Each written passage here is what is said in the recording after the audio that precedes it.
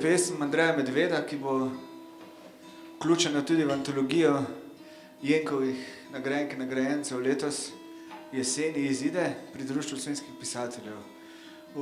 Sam jo je izbral, še preden je odšel, Vse njene ulice pribežališča.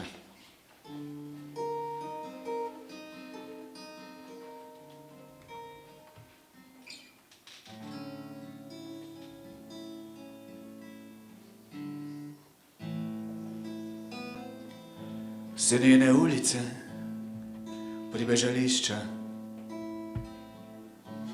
vprašanja, ki dokazujejo vprašanja, uleteni v zrak, v obiskih, ko vstopamo v sobane.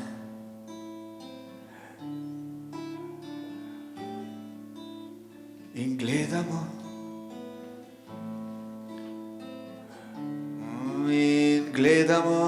skozi meglo.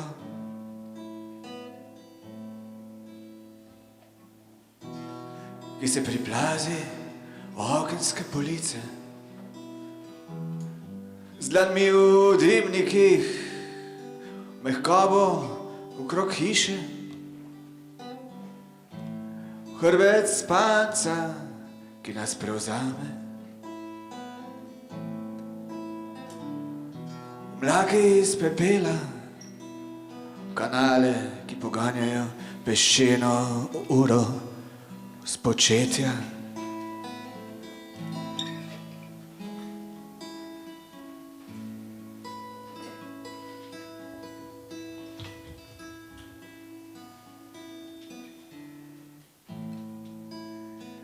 In brez pomisleka v terase in stopnišča, odločitvi za vrnitev in s tveganjem v jeziku, kot razdišana koža, obrobljena z zapestnico, ki se dviguje v dimu, v spokojnosti, v čajniku iz porcelana, kot plašč iz žakljevine, na pladnju glava, ki prerokuje grozeč oblak, ki potemni zamenjane besede.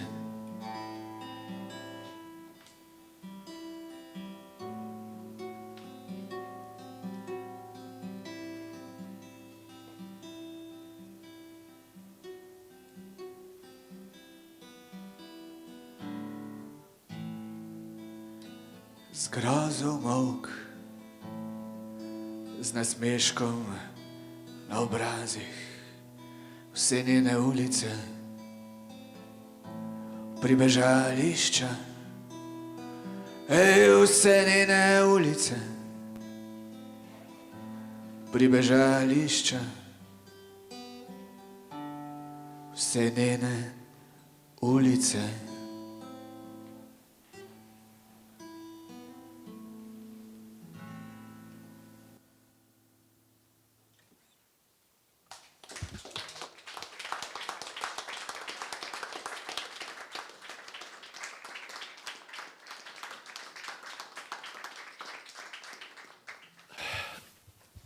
Moram priznati, da mi je ta, če tako rečem, dolžnost pravzaprav zelo težko padla.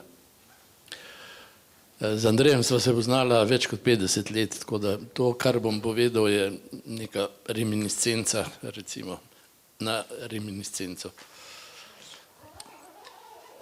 Imel sem srečo, da sem ga poznal in z njim prijateljeval.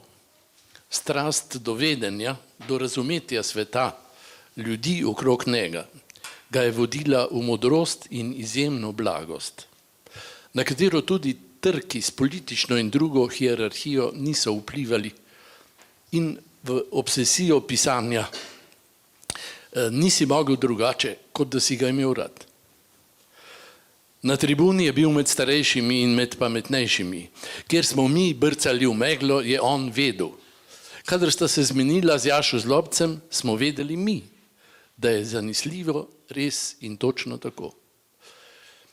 Gruntarji so mu iz erotične številke problemov izrinili predavanja o nevedenju, Batajevo strukturiranje pogleda. Dušan Pirjevec ga je obravnaval kot naslednika, očetovsko. Andrej pa ni mogel čez Heideggera in Postavlje. Potem Čevljarska ulica, Meduza in Loža. Kava v Loži je z leti postala stalnica, vsakokrat, ko sem bil v Kopru. Z Blažetom sva po moji vojski drug drugemu pomagala shoditi. Na cesti na Markovec povožena muca, proseči klici mačjega mladiča v noči. Malo zatem v hiši muca, ki 2017 postane Lašat. Fantazma epohe, 2400 strani ozadja slovenskega pesniškega puča. Nazadnje Bar in Sjeme na Markovcu, tabla z napisom Tukaj pije kavo in razmišlja Andrej Medved. In Sjeme 3.2.2017. Hudo mimo bi bilo misliti, da ga zaradi žare z njegovim imenom na koprskem pokopališču ni več. Biti živ ni isto kot biti prisoten. Da ga zmanjka iz enega od svetov ni nič dokončnega, čas se giblje v vzporednih kanalih. V kozmični energiji je, v ljudeh. Ne znam si predstavljati, da ga ne bi bilo.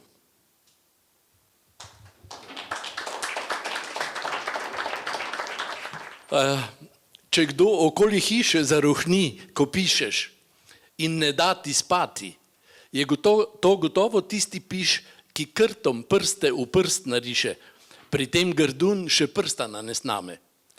A krks in brks in trks, pisalo iz suhih vej se lomi, ni vsak veter za pisanje, zarisano se skoraj zbriše. Omame ni potreben, ne pozna. Med risanjem smehlja se sebi v brado, v dušo pravzaprav, v želji in pričakovanju, da bo usodi brstov o pravem času von dodal. A ta dežela je preravna za zavetje, za zavist prerevna, brez ovir. Za vetra preživetje nujno je, da tuli in pometa polja, da prepir izzove, prepihava prah med prašniki, podolja čisti, da zavija okrog oglov, ne pa da uživa mir in žuli pivo, kot kak jalov sin zgubljenega očeta. Hvala za zdaj. Ugnezdanje. Včerajšnji spomin postaja današnja resnica. Spremenim jo vprašaj. Ne razlikuje se od vejic, z njimi poudarjam nezanimivo. Navezujem se na akutno in aktualno, spretno zaokrožim navzgor. Vrednote so pobegnile v veje, krošnja je gola. Jeseni smo pobrali zadnje liste in ga zložili v klet. Tema se dviga iz kotov in grozi, da zamegli moč žarnice. Merska enota za temo se imenuje svetloba. Dvignem jo nad vse. Pograbim svinčnik, da zapišem misel. Pobegne mi, preden se konica dotakne bele površine. Prej sem jo oboževala. Preden sem jo skrunila z besedami, sem lizala njeno belino. Okus je bil kartonski. Moram se spomniti razlike. Potem bom poskusila še toaletni papir. Zadnje čase prodajajo vlažnega. Vlažno, pozabljeno. Iskrica, če je tlela, je ugasnila pod pepelom preteklih senc. Zakaj jim dovolim, da gnezdijo v moji glavi? Naženem ptico, da zbeži v nič. Tam je bilo vse, kar sedaj pogrešam. Te pogrešam? Do bolečin ali mimo tega? Mimo človeških občutkov. Bolečine se navadiš, privadiš, ognezdi se nekam med rebra in postane del zime. Anatomija telesa mi je bila vedno neznana. Pesniška resnica prihodnosti. Ljubezen zmaga. Ljubezen vse premaga. Zakaj potem najina ne? Zamerim ti. Ne odpustim v imenu toplih dotikov, zamrznili so na goli koži. Mraz jo zajeda, vonj krizantem razžira nosnice in se pretaka skozi oči. Solze se niso posušile. Ne morejo se, niso tekle. Ostale so nekje za zenicami. Spet anatomija. Ne vem, kje so ostale. Preprosto jih ni, da bi jih lahko obrisala in prižgala na oltar najinega svetišča. Najina svetloba je tema najine noči, v njo te pokličem, da prebediva skupaj. Podaljšujem noč, dan spreminja dimenzije večnosti. Ne pustim te zaspati samega. Ne pustim zaspati.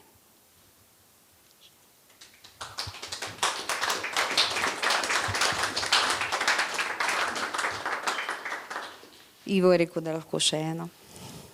Ptici selivki. Nekje se bom gotovo ustavila. Neka luknja čaka name. Mogoče medvedja jama ali lisičji brlog. More biti samo pusto gnezdo. Ne moti me, da je do tja še pot. Treba jo bo izhoditi, prehoditi, izlizati kamen do pozne venitve, začetka niča. Letos je bila trgatev obilna. Sladki bombončki vinskih sokov so mezeli med ovelimi listi, prsti so grabili v mehko. Niti enega nisem poskusila, grozdje me spominja na žabje ležišče, v našem ribniku ga bilo vse polno. Komaj smo rešili 5 zlatih ribic. Potopili smo jih v sveže, da so jim plavutke plahov zlalovale, zlati valovi za 5 odličnih let moje hčerke. Takrat je še verjela, da se da s peticami kupiti ljubezen. Še vedno verjame. To vidim v njenih očeh, kadar trguje zanjo. S pogledom ptice selivke. Borza se zapre, ko pride račun, brez možnosti plačila na obroke. Take it or leave it. Zapakirano v vrečo. Ko jo odvežeš, redko prideš do dna. Ustavi se sredi črnega dna vsak dana. Vsi menjamo, vsi trgujemo prepričani v pravo valuto. 3 leta in nič več, brez možnosti podaljšanja. Toliko traja ljubezen. Potem mine. Praštevilo je sestavljenka množic brez oglišč. Včasih pride znova, a je ne prepoznamo. Pomeša se med plastične nadomestke, gluhe piščali in zvončke brez zvenenja, kič visoke cene, senca, ki se lomi v zatonu. Bolje je, da mine, to sem ti govorila, ne vleciva jo za seboj kot prašno vlačugo. Bolje je, da se potepe v svet raztrganih rokavov. Grozdje se je spremenilo v vino, jesen je utonila v zimo. Prezeble lastovice krožijo nad njo. Svoboda praznega gnezdišča. Tudi midva bi lahko šla, vsak za svojo ptico. Hvala lepa.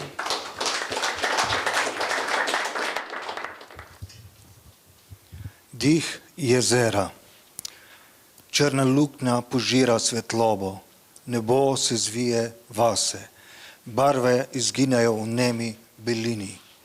Grlo vode se odpre, dotoki dihajo drugače.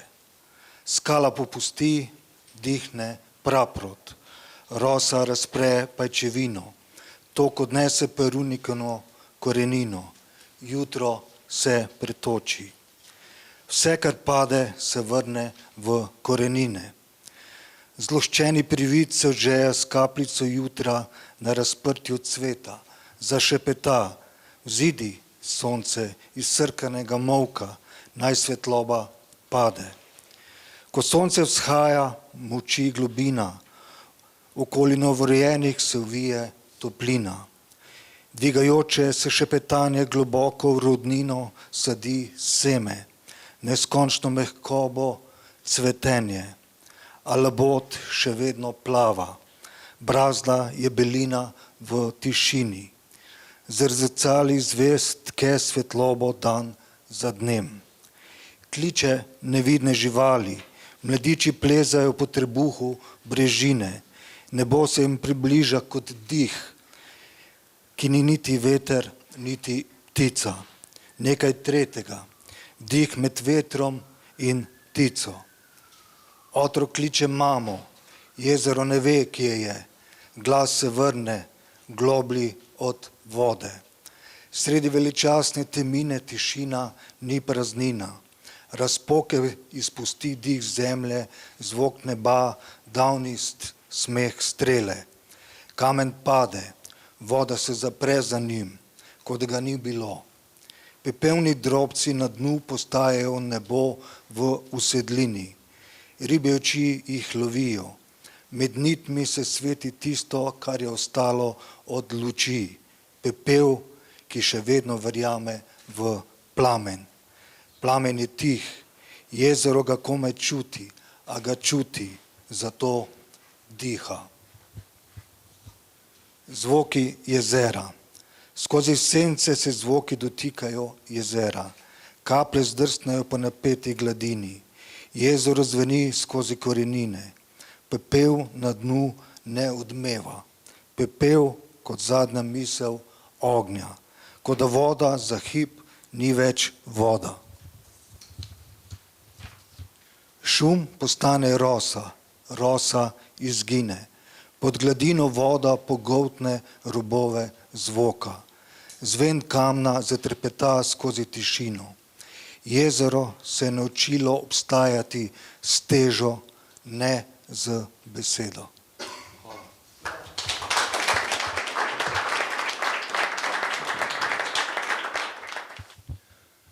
Nevidna nežnost. Nevidna nežnost si, poletni mesec sredi vetra, ki je zastal. Med dnevom in nočjo je bobnela brezčasna nostalgija. Nisem je še poznal, ne te, ki zdaj prižiga suhe praproti ob poti, ki vodi v nek globoko sončni gozd, premrežen s stezami mokronosih srn. Pravljični gozd ga imenujem zdaj, ko čas ne obstaja več. Torej mora biti vse prikrito, spominu in očem, da preživi najbolj mračne ure v drobu zime, v tesni shrambi trajanja vse do trenutka, ko se ene sanje zaprejo in odprejo druge, še bolj žive in žejne, ker nevidna nežnost navznoter boža pot mladih brstov magnolije, ki jo prekriva ledeni aprilski sneg. Drugače zdaj ni več mogoče. V takšnem snu vesolje raznaša, ko sme prividal. Šteje, kar je nepreštevno. Melje lepoto, ki vse posipa svojo auro, rahlo.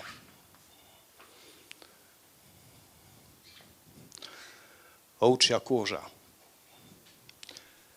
Koliko imen sem vam bil že dal, poimenoval ob rojstvu, preimenoval nikoli in vse številke bodo ostale v spominu registra med knjižnimi policami z Dantejem in Homerjem in nasmeškom Lipoja, ki s palico išče mlade gobe brž po toplem dežju. V tem prepletu med vidnim in nevidnim je vse očitno. Visoko v krošnji topola vranje gnezdo. Na drugem koncu kraljestva pa v gibkih jevšah stanuje rod rumenih sinic. Načrt, kako povezati črede na zemlji in jate na nebu, mi ne uspeva najbolje, ampak samo opazovati, samo prisluškovati v mrežju finih premikov tkalcev, mehkih zaveti. Volna tapecira gnezda moji domišljiji. Ovčja koža se blešči sredi vesolja, ko vse drugo umre. Kar poteptano leži na mrzlem blatu, je samo pramen volne iz gnezda. Vse drugo je neoprijemljivo in spi v toplem hlevu. Hvala.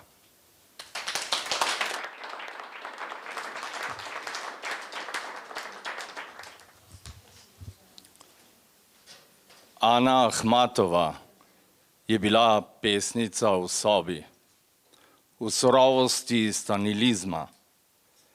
ko je morala biti pesnitev brez junaka, v dnevniku, napisanem iz muk in zamolklih glasov mučenih živali, ki so bili ljudje. Pisala je v kovinskem stoletju, široke ruske duše, kar ni bila šala. V eno besedo je dala črto za obljub, črno cesto, deklico, ki gleda skozi okno, ko se stemni. In ko v hiši ostane le še tišina. V pesek je zakopala vse znake sveta in vse objeme svojega moškega. Bila je kot ptica, ki se zaletava v okna, kot svetloba in tema, ki je odzeta očem. Danteju je narekovala pekel, skrivni pesmi obljube, sama sebi je ugasnila poljube.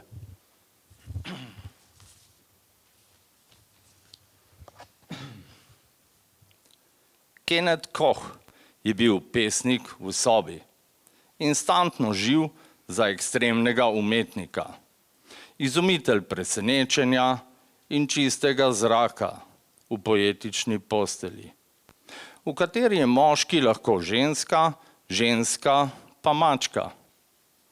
Razvil je klasično teorijo, s katero so vsi trije postali postelja. Napisal je: oprostite, nisem vedel, da vas bom našel v njej. Bral je Tolstoja in ni mu bilo všeč, na kakšen način je končala Ana Karenina. Zato se od takrat dalje ni maral voziti z vlaki.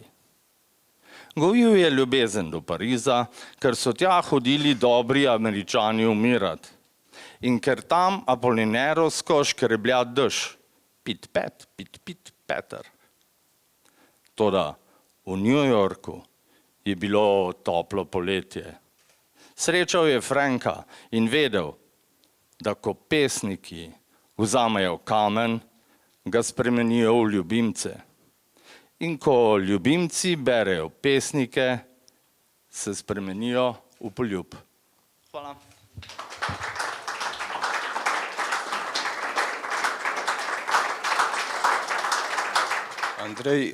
Andrej Medved je pri Hiši poezije izdal 2 pesniški zbirki, in sicer eno o Poetikonovih lirah in eno na razpisu Sončnic. Tako, Sončnice, oziroma Sončnica vsa nora od svetlobe, 2 zbirki. Delo z njim je bilo zelo prijetno, zelo v redu. Enkrat smo se srečali tudi je prišel na obisk na sam sedež Hiše poezije, na Pavšičevo 4. To je bilo za knjigo v Poetikonovih lirah. Moram reči, da je ta knjiga ravno tako, kot so vse njegove ostale, nekaj posebnega. In Andrej je bil, tudi če ga gledam z gledišča njegovih prvih pesniških zbirk od samega začetka, velik, prosim. Ja,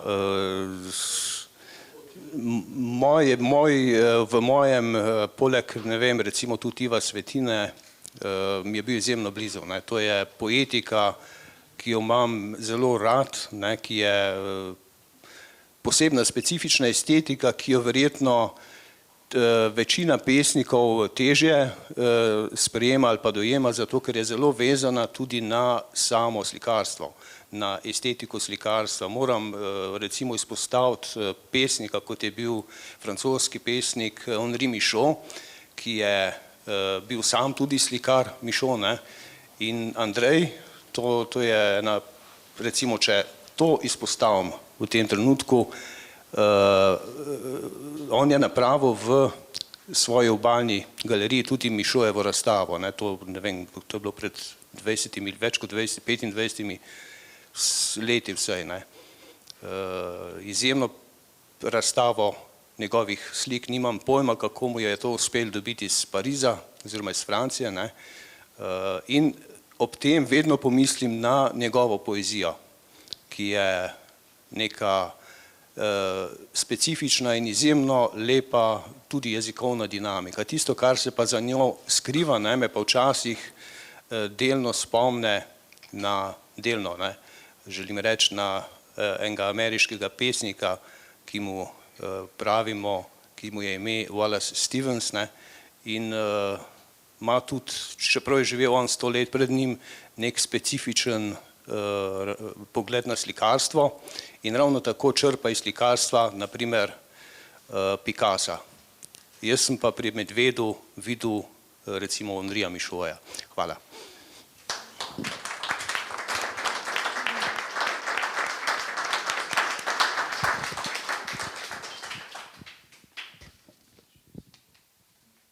Dober večer še z moje strani. Na letošnjem Lyricon Festu 2026 se torej spogledujemo z različnimi nagradami. Ena izmed njih je torej tudi čaša in med nami toplo pozdravljam 3 lanske nominirance, ki so prišli zopet v letošnje sito. To so Tatjana Pregl-Kobe,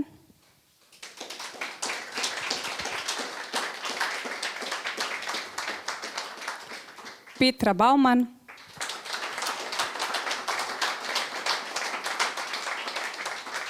in Jože Štucin.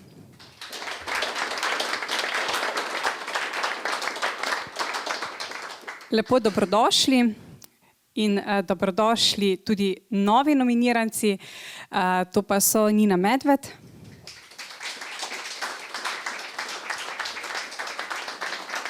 Živa Čebulj,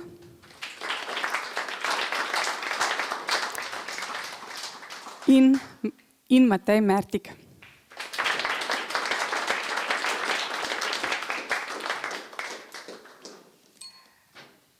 Današnji večer bo posvečen novim nominirancem. Vsak od njih bo prebral 50 verzov oziroma nekje 3 pesmi. Začela bom z Nino Medved. Nina Medved je pesnica, fotografinja, prevajalka. Diplomirala je iz primerjalne književnosti in francoščine na Filozofski fakulteti v Ljubljani. Izdala je 2 odmevni pesniški zbirki Drseči svet, Javni sklad za kulturne dejavnosti leta 2020 jo je založil, ter Rodna doba, Cankarjeva založba v letu 2024. Izdaja pesniškega prvenca Drseči svet je prejela kot zmagovalka festivala Mlada literatura Urška leta 2019. Zbirka je bila nominirana za najboljši knjižni prvenec Slovenskega knjižnega sejma v letu 2021. Izšla je kot zvočna knjiga oziroma zvočnica, umetniška igra Drseča pesem in v nemškem prevodu Boštjana Dvožaka kot Gleinte Welt, Drava Verlag 2023 v času častnega gostovanja Slovenije na Frankfurtskem knjižnem sejmu. Njena poezija domuje tudi v literarnih revijah Literatura, Dialogi, Poetikon in drugih jezikih, angleškem, francoskem, grškem, češkem in makedonskem. Prejela je vrsto nominacij oziroma nagrad. Bila je nagrajena z mednarodno listino Pont za perspektivne književne ustvarjalce za eksistencialno globino in renesančno širino v letu 2021. Nominirana je za nagrado Velenica za vrhunski 10-letni pesniški opus v tem letu. Za večletno aktivno delo na področju podpore mladim je prejela bronasti grb Mestne občine Maribor v letu 2024. Zaposlena je na oddelku za dejavnosti, prireditve in promocijo Mariborske knjižnice. Nina, izvoli.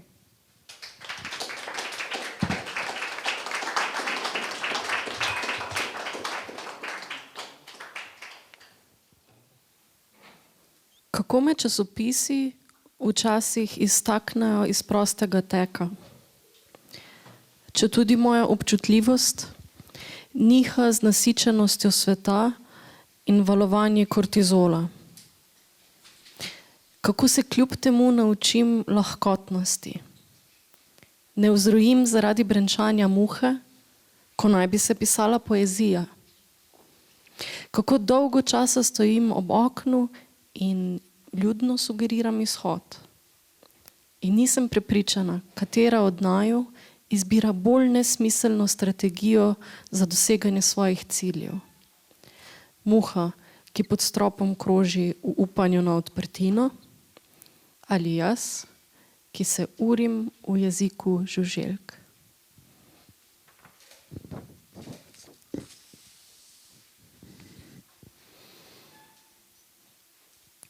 Kako spremeni smer in se izstreli v spalnico.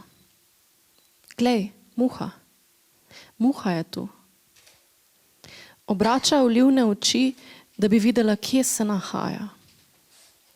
Kako sem mislila, da se bom v njeni gladki prisotnosti lažje borila s sencami, da jih bo odmjavkala. Kako sem jo namesto tega naučila nekaj besed. Muha, mačka, nehaj. Pridna. Kako so me naučili nekaj besed. Pametna, prijazna, pridna. Kako je ukaz prej kot pohvala. Kako si zase želim, da bi znala ubogati le, kadar se odločim. Kako od nje pričakujem, da bo zmeraj ubogala. Muha, mehka šapa, pridna.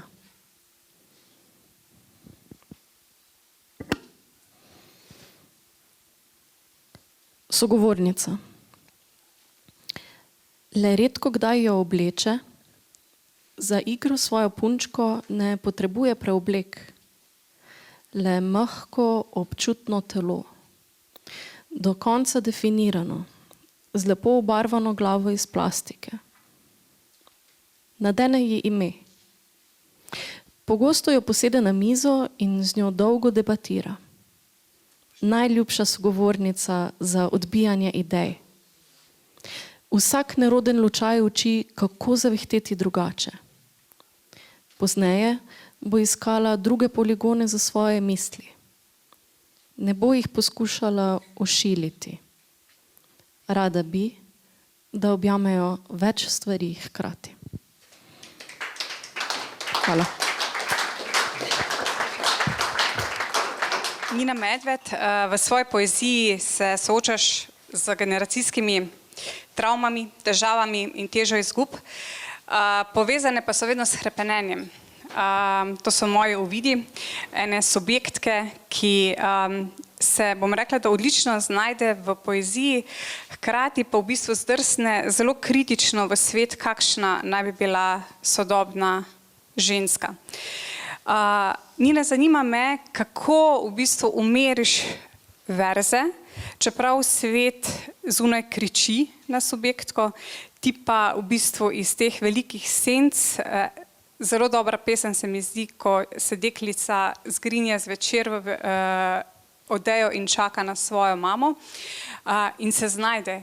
In enako se znajde tudi ta odrasla subjektka, ki potem iz teh velikih preslikav izjemno lepo, umirjeno najde pot in izhod in isto se potem dogaja tudi, se mi zdi, da z bralko, ki najde notranjo pomiritev v tvoji poeziji.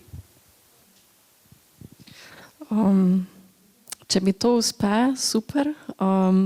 Tudi mene včasih moje pesmi pomirijo, kadar uspejo dobro. Definitivno pa nahajajo iz nekega dostikrat občutja neusklajenosti ali pa disharmonije z svetom zunaj ali pa z drugimi, s pogledom drugih na to, kdo si, kako si, kakšen je svet, s katerim se včasih pač ne ujameš in ne ujameš na neki temeljni ravni. Če bi šlo za malenkosti, si človek zapoje tega dane, pa gre naprej, kadar pa gre za mogoče malo bolj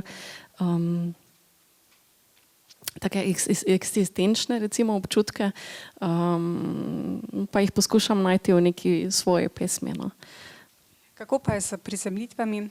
Zdi se mi, da v določenih pesmih prav umestiš subjektko v točno določen prostor in čas in se skušaš s tem sprijazniti, čeprav še vedno želiš rasti naprej. Kako je s temi koreninami in potem krili? Zdi se mi, da so vedno subjekti pri meni umeščeni zelo močno v nek odnos z neko drugo osebo, v neko dvojnost, bližino, nek dialog ali pa neko vzajemno delovanje silnic med ljudmi in živalmi, med človekom in nekim kontekstom, človekom in nekim prostorom, ki je nabit z nekim pomenom ali pa občutanjem. In iz tega in mu to omogoči, da bodi si bolj čisto začuti nekaj, kar se skriva navznoter, ali pa da najde nek nov odgovor na to, kar pač doživlja. No. Tak. Pa v bistvu nikoli potem ne zdrsne.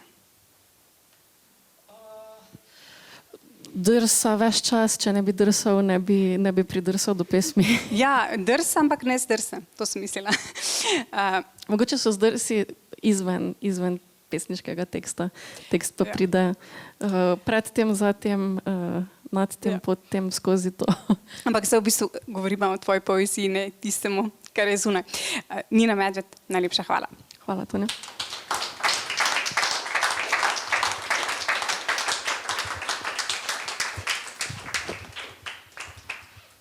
Z Ivom sva se nekako dogovorila, da se bova izognila vsem biografijam in avtobiografijam, tako da grem naprej z Živo Čebulj. Živa Čebulj nas s svojo poezijo nagovarja, kje in kako lahko posameznica ostaja ena misel. Preko svojih pesniških prednic, preko detajlov v samih koncih oziroma zadnjih ležečih verzih pesmi. Ta je kot odgovor na celotno pesem, ki se sestavi in pove oziroma razloži. S tem postane konec pesmi, jedro pesmi, ki v bistvu odzvanja še zelo dolgo. Živa Čebulj, izvoli.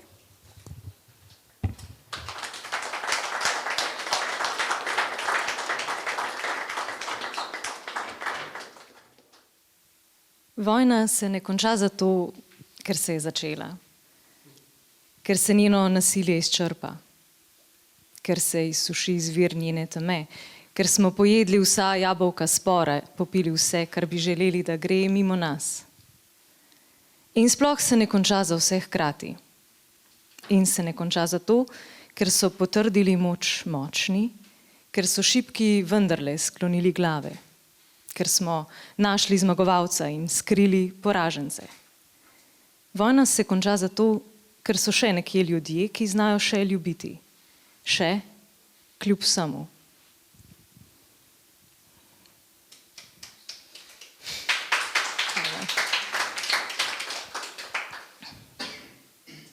Spiralasti blodnjak, večno nihanje med skrajnostmi proti slovi. Koliko napetosti zmoreš, koliko besa, nemoči, nesprijaznjenosti. Moja jeza, moj jezik. To drevo ni zate, ta studenec ni zate, Tantal. Dokler ne prestopiš praga, za vsakim pragom nov prag. Ti bodo dali kdaj iz rešeta jesti, iz naprstnika piti. Vsa ta slepeča svetloba. Ubila bom jajce teme in zadišalo bo po omleti.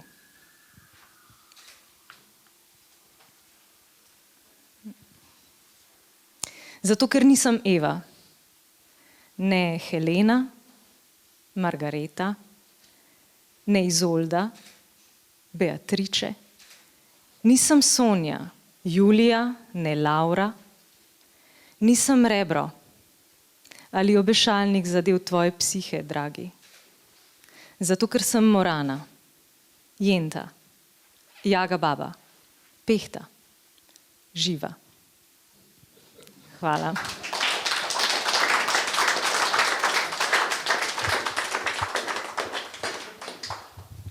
Živa, v tvoji poeziji me fascinirajo vse literarne in zgodovinske prednice.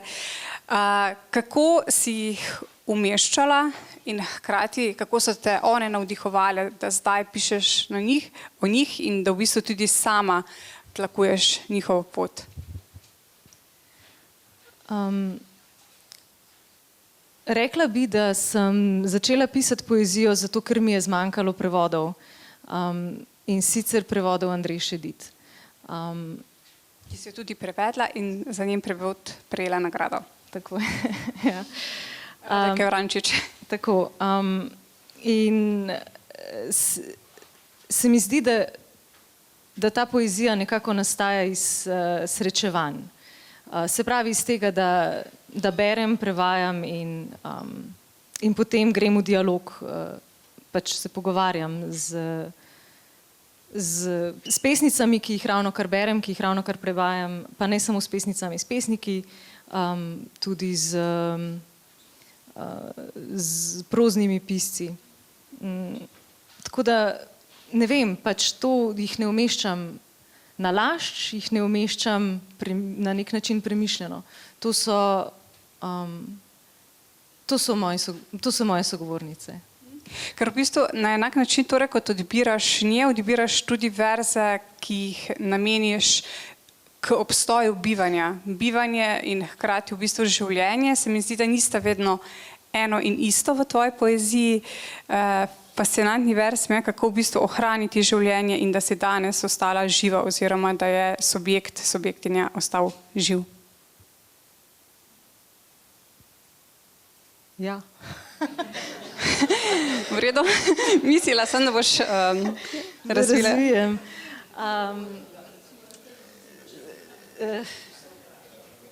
Se pravi, ja, recimo, ja, lahko rečem, da gre za, ne vem, recimo, da je poezija tudi razmislek o čisto pomenskih nijansah, ki jih prinaša jezik.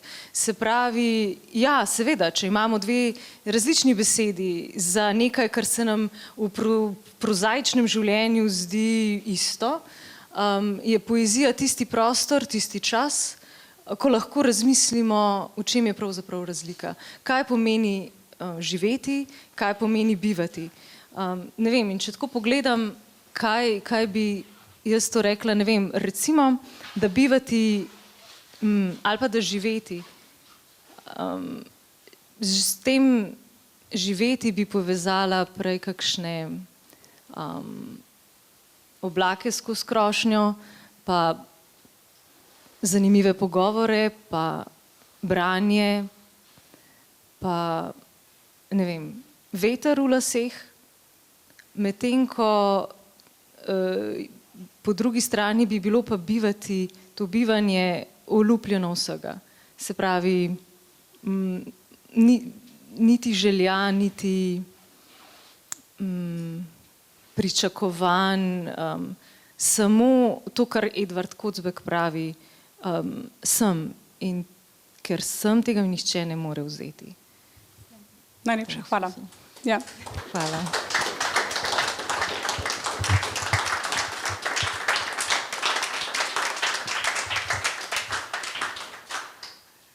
Matej Mertik se znajde na dveh robovih skrajnosti. Na enem se sooča s krhkostjo in ranljivostjo lepote in na drugem z vso žlahtnostjo ironije in utrinki dejstev. Pesnik je lahko kazalnik moči, smeha, pa tudi žalosti in določenih pesmih tudi odhoda. Odisej subjekt bi rad bil raziskovalec, ki išče prvine in hkrati nenehno išče in gre naprej, za bistvo, da ne izgubi ničesar.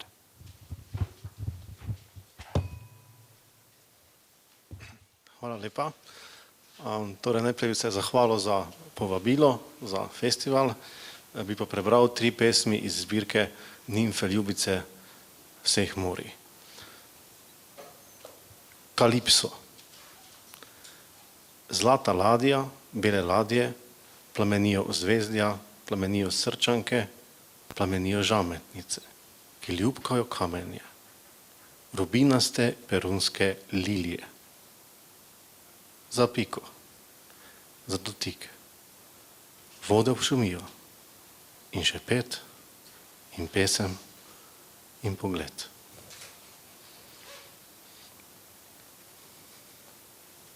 Mirtin vrt nežnosti. Kim Idel, 22. avgust 24. kako svetel je čas. Vidim, kako mineva, na papirju vidim. Zasvetlika kot včeraj, zavrti se stara steklarna in tek med tistimi svetimi hribi, kot bi stopal po kamenju, tiho, previdno, da ne bi zbudil sonca, da ne bi šepetanje proda pod nogami zmotilo pesmi, ki je brala Tomaža in jo je Tomaž bral Šalamonu. Vse je zvenelo. Zelena modra reka in kristali sestavljali so ozko uličico, posejano z drobnimi svetili, prihod in odhod sta objetal solsticijo, kajti spila je le eno noč, utrnila le vrstico. Mene ni, tebe ni. Množica vzklikov in navdušenja, soj bleščeči žarometov in prikloni, trg povezanih vesolij, anhilacija hvaležnosti. Sam minevam med odsevi čajevcev in tišino svetle brezčasnosti. V belem je, še tretjič, iz Južne Koreje.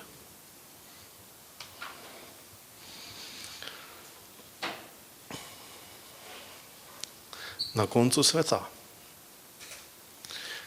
Na koncu sveta je kamen. Na koncu sveta je modro nebo. Na koncu sveta morja sanjajo morja in pri vezi objemajo vrvi. Na koncu sveta valovi nosijo valove in veter gladi veter. Brez časa, brez konca, brez namena. Ljubezen si je ljubezen. Na koncu sveta.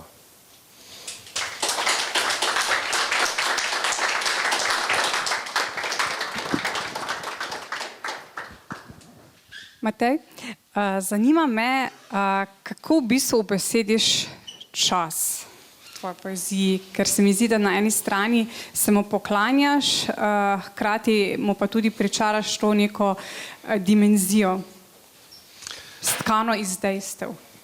Ja, no, čisto tako povedano iz ustvarjanja ga skušam pravzaprav ustaviti. To mogoče?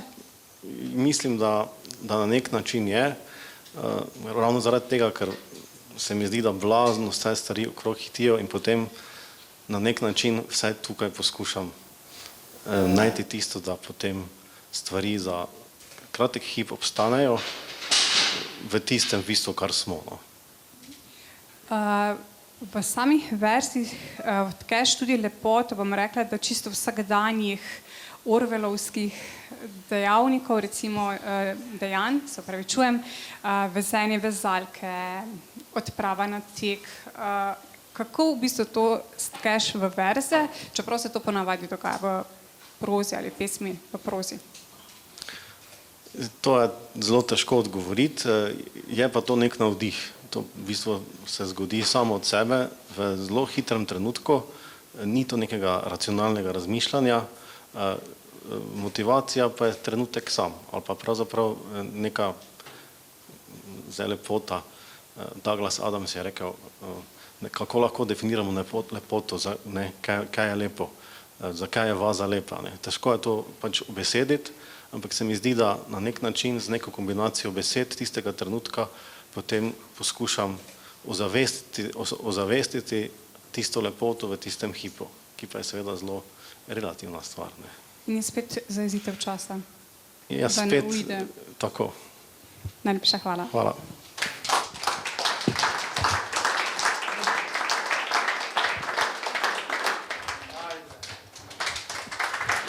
Najlepša hvala. Darko, lepo pozdravljeni. Ne rabim mikrofona. Jaz nič ne rabim. Darko Spasov, To sem jaz. Ja, kaj vam pomeni najprej slovenski jezik oziroma zakaj ste se odločili za študij slovenščine? Čeprav vem. Začnem jaz. Jaz se nič nisem odločil. Je bila vojna pri nas. In tako, ko se začne tako težke besede, ko začne pogovor, zaključimo z dobro, lepo besedo. Jaz sem mogel zbežati tam, so mi rekli, da nekaj se leta 2001 dogajalo tam pri nas, povsod se dogaja, tudi sedaj, ampak jaz sem odločil, da ne bom ubijal ker tam so nam govorili, da mi na Balkanu moramo biti nekaj to, moramo to, tisti drugi to, mora to. Jaz sem rekel, ne, in potem sem rekel, pojdi v Bolgarijo, pa ne v Bolgariji, pa tam, to je poti Božji, hvala Bogu, verjamem v Boga. So me pripeljali v Sloveniji in sem ugotovil, da najbolj zahodni Slovani, jaz sem pa bil študent to sem študiral književnost, češčino, pa beloruščino, kar naenkrat ugotovim, da tisto, kar so govorili nam v Makedoniji, da so Slovenci v času Jugoslavije bili taki sebični, da so oni sami sebe držali, da Slovenci so taki, to je vse propadlo v trenutku, ko sem jaz na enem šanku v Kamniku si usedel in me vprašal, kdo si pa ti? In ko sem jaz povedal, kdo sem jaz, se je vse začelo. In jaz sem vzljubil Slovenijo. Jaz sem vzljubil... Slovenščino tudi. Ne pri Slovenijo. Slovenščina... In slovenščino. Itak, ne pri Slovenijo. Vse je različno, mi smo različni in potem, ko mi nekdo spregovori, vsak bi koprni, da govorim, da pove, kako je v Beogradu študiral, v Beogradu bil vojak, da bi ustroval hrvaščino. Jaz sem govoril, ne. Jaz sem apatrid, jaz sem emigrant, vojaški emigrant. Dajte mi govoriti v vašem jeziku. Jaz itak, mi smo Slovani, razumemo. In sem zelo hitro.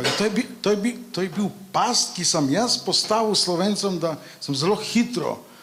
Češčina mi je pomagala. Prvi moj prevod je bil v češčini. To je bil prevod Gdiš boli zubi od Karla Čapka, ker Karl Čapek pravi, domišljija ni videti stvari, kakršne niso, temveč kakršne so lahko. Samo sebični nimajo domišljije. In jaz se ničesar ne bojim, in to, tako naj rečem, epitaf od zelo znanega grškega Nikoza Kazancakisa, ne vem, če poznate, v grščini, ne bom v grščini povedal, piše, ničesar se ne bojim, nič ne pričakujem, jaz sem svoboden.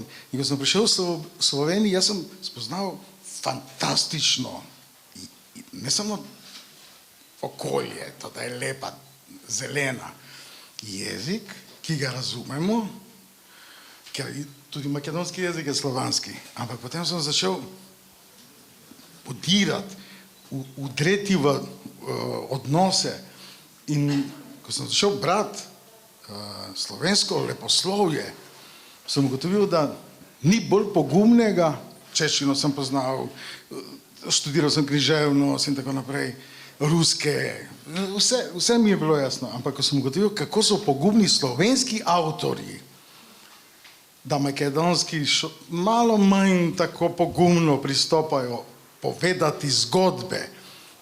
Jezik ni, jezik je samo izražanje. Ti moraš imeti zgodbo, ti lahko laješ, pa nekaj poveš. V Sloveniji sem prebral tako zanimive avtorske zadeve, ki pri nas ne. In sem začel jaz koketirati Slovenijo. Ona z mano in tako naprej. Ne vem, če je jasno. Jasno je. Me razumete? Razumete? Prevajate Draga Jančarja in v intervjuju za Darko Zvonar Predan ste rekli, da o drugi svetovni vojni, tudi sami ste že prej omenili, Makedonci niso tako zelo pogumni. Torej, kot se bojim, strah je največja ovira. Omenil sem epitaf, ne pozabite, ničesar se ne bojim, nič ne pričakujem, jaz sem svoboden človek. Pri nas, ko se nekaj piše, mora biti, jaz sem oprosti, kolega je tudi Gjoko Zdravijski iz Makedonije, pisati o vojni, zlasti v Makedoniji, pisati o neprijatelju, pisati o, tisti, ki je sovražnik, tisti, ki nam zauda, tisti, ki vse nas boli. V vojnah je tudi nekaj več kot to, da nekdo napada, Vsi sem sam zbežal iz tiste vojne, ki je sicer trajala kratko, ampak nobena vojna, Medvedova je rekla, nobena vojna, ali kdo je rekel o vojnah danes? Da je živa, da se zaključi kdaj, z ljubeznijo, jaz sem z ljubeznijo prišel v Sloveniji. Torej, jaz sem srečal Draga Jančarja, ko je moj sin Damjan imel 5 dni. Sem rojen in potem mi reče Javna agencija za knjigo, pridi ti, da prideš na seminar. Danes pa moj sin ima valeto, torej jaz že dolgo časa se ukvarjam s Slovenijo. Pozdravlja Damjan Spasov, gre valeta, 9. razred zaključuje. In ko sem jaz prebral, kakšen je odnos, ne Draga Jančarja, to ne moreš reči, da on je sam iz tistega okolja, ki ga vi vsi govorite, on je sam izluščil en svet, ki je meni bil malo drugačen, kot kar mi, mi smo odraščali to, da so Turki bili največji naši neprijatelji. Oni so bili 547 let, to je bila imperija. Prav si rekel. A res? Oni so nam govorili, da so Turki in mi sovražimo. Nas so učili, da mi sovražimo. Ne moraš se v vojni najdi ljubezen, najdi Veroniko, najdi ljubezen, najdi kjerkoli. Torej, jaz sem v Sloveniji, zato sem zaljubil Slovenijo. Ja imam gnosiološki šok. Vse, kar so mi lagali, da ste Slovenci zanikarni, sebični, da so vojaki sami sebi klobase in to jedli. In jaz pridem, da vsak sam sebi plača pijačo. Oprostite. Sranda, sramota. In potem odpirati je treba. In to je demistifikacija. In potem sem prevedel, potem sem jaz rekel, vsako jutro vstanemo, to moraš vsako jutro, še jutro smo vstali, vsi smo, ne, živi smo. Vstanem in začnem prevajati. In prevajam 2 uri, vsak dan. To je Goran Stefanovski, Ferit Mugič nam je govoril, prevajaj, delaj, ne gledaj, Adi Smolar je pel, delaj, sam ti delaj. Pride. In verjetno to, da sem začel z vojno, zaključim z dobrim vinom in dobro družbo. Super je, hvala vam. To traja. To bo še trajalo. Res, to bo trajalo. Kaj? Ker Srbi govorijo 500 let. 547. 1371 so prišli na Marici, 1912 so nas razdelili Bolgariji. Kaj? In mi vsi se sovražimo, pusti. Sem prišel, da sovražim nekoga. Da. To je imperija. Tako da odvisno je, kako gledaš. Meni je vse lepo. Ne vem, kako vi meni gledate, ampak vi ste mi super. Res. Hvala. Soba 204. Lažem. Ne, kako se reče? 102. Kaj je bila od tistega? Soba 102. Kakšne so pa potem, nič hudega, kakšne so pa potem razlike v samem prevajanju? A se držite potem kakšne cenzure, recimo, če je govor o vojni? Niste? Ne. Zelo pomembno je. Slovenščina kot jezik je žlahtnejši. To lahko z obema rokama podpišem. V našem jeziku je veliko vplivov, ki potem se nekako jezik zgubi, tisti osnovi. Imamo iste korenine slovanske. Besede, ki jih slovenščina sedanje uporablja, jih je uporabljala moja stara mama, s katero sem se pogovarjal. In ko jih jaz uporabljam zdaj v prevodih, potem lektori mi rečejo, super, tisti kolokvijalni, dialektne forme. Pri nas se nekako, verjetno to je odvisno od razvoja družbe.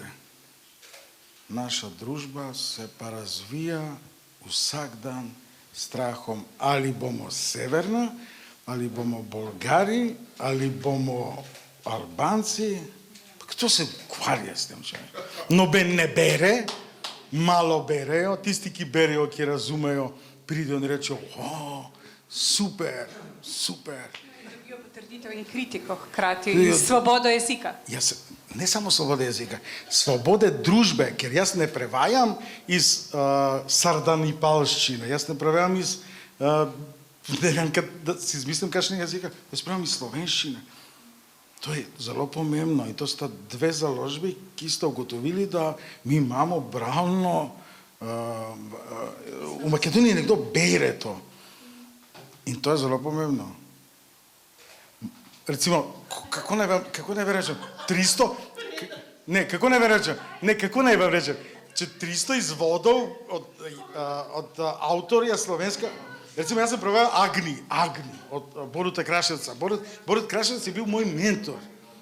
In on je bil mentor, prevajal rusko, on je bil moj mentor, tam na Jaku.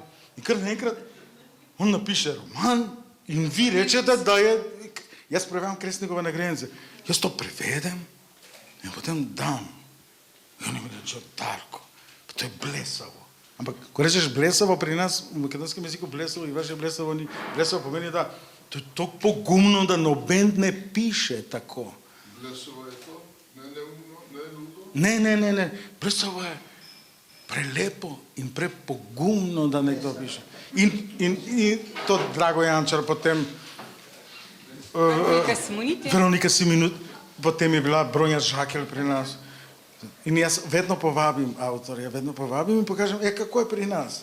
In tam pridejo nekateri in rečejo, to je dobro.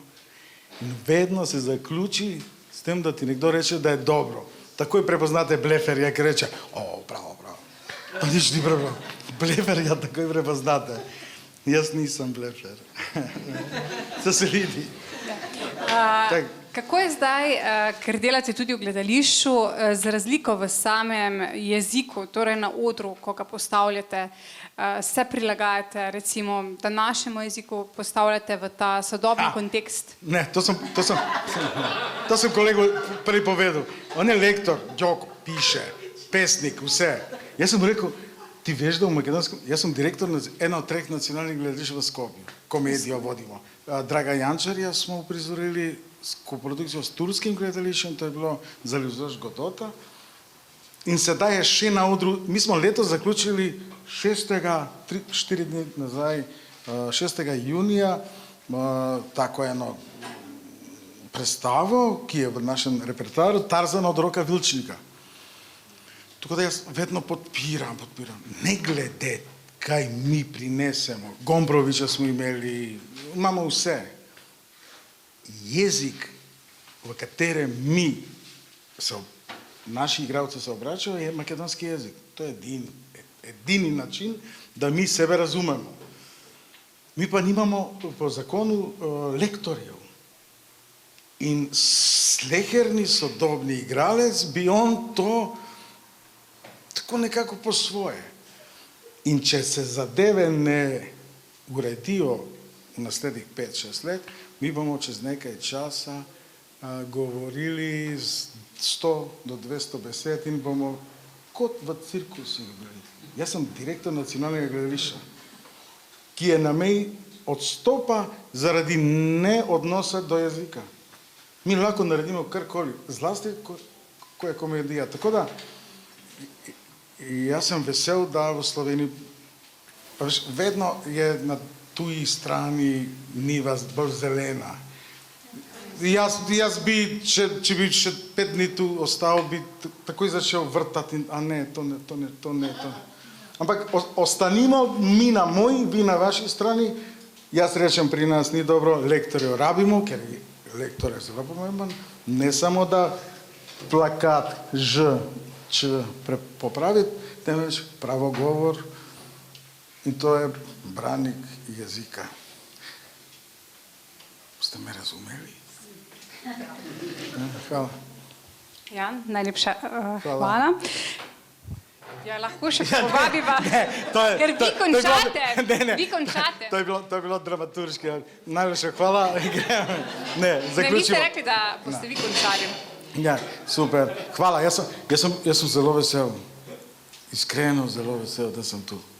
To se mi vidi. Res. Zelo.